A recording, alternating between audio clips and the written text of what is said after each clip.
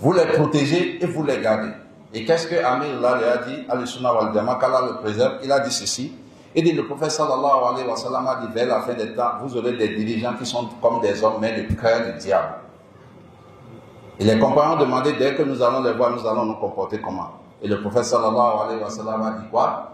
Écoutez et obéissez.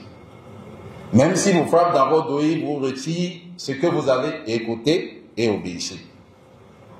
Il dit, c'est ça, nous avons pratiqué. Parce que le prophète nous avait déjà averti que ça va arriver. Et nous avons patienté. Aujourd'hui, qui sont ceux qui ont la victoire? Aujourd'hui, ceux qui sont en train d'avoir la victoire aujourd'hui en Libye, c'est qui? Ce sont les gens de la Sunna. Ils ont fait tuer des gens. Les veuves sont beaucoup. Les orphelins sont beaucoup. La Libye est devenue un terrain aujourd'hui où les gens tuent les gens pour enlever leur cœur pour aller vendre en Europe. Les reins pour aller vendre. On fait le trafic des hommes. L'homosexualité est partout. Lesbienne est partout. Alors qu'au temps de Kadhafi, la Libye était le seul pays au monde qui n'avait pas de dettes.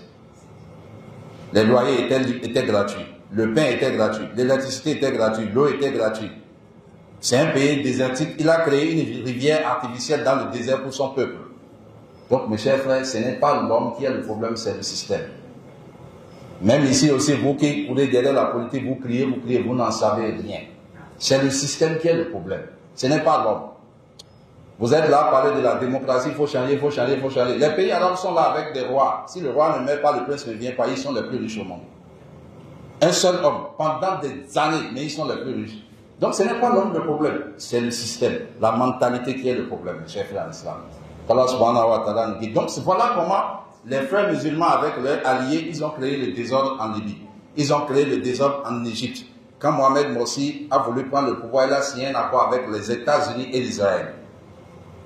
Il est venu au pouvoir, il a voulu annuler ce contrat-là, ils ont créé le soulèvement. Le même soulèvement, il avait fait lui-même, ils l'ont fait. Finalement, il est tombé. Aujourd'hui, qu'est-ce qu'il y a encore à louer de l'argent pour que l'économie de l'Égypte puisse se développer? L'Arabie Saoudite a mis sur la table 2 milliards de dollars à l'Égypte.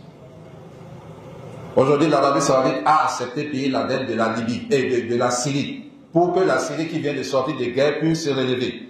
Celui qui est là, je vais vous dire quelque chose.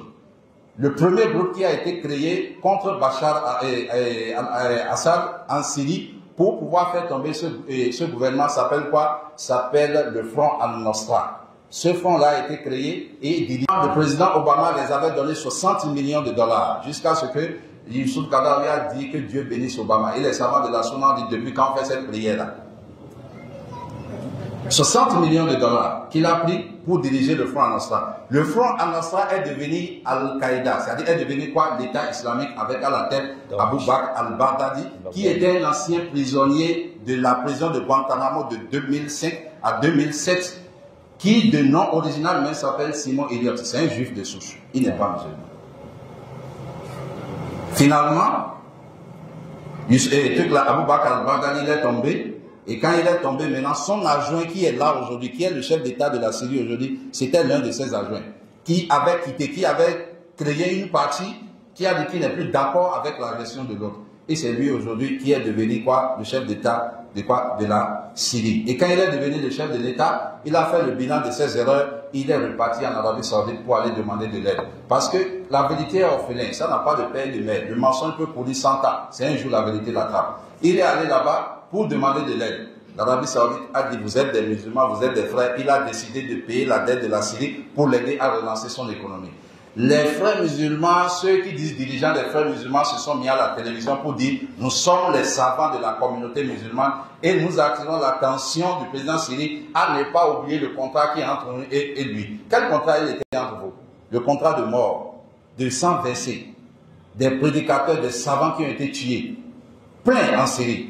Le gars a compris, il a voulu relancer son économie, il les a refusés. Aujourd'hui, qu'est-ce qui a commencé depuis 2 semaines en Syrie? Ils les ont créé encore une autre guerre là-bas. Un petit groupe qui s'appelle les Bédouins a quitté le nord maintenant. On les a donné des armes et ils sont en train de courir pour aller vers Damas. Et c'est l'Israël qui vient bombarder pour leur ouvrir la porte de pouvoir circuler.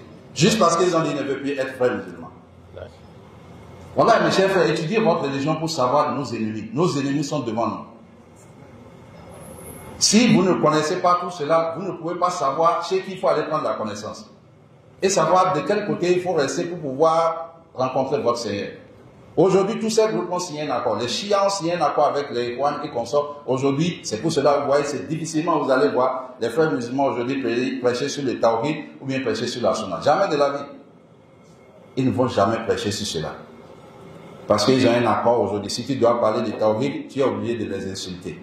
Ils déchirent la communauté musulmane. Ils déchirent les jeunes. Alors que Allah nous a déjà donné notre force. Allah dit, croyez en moi.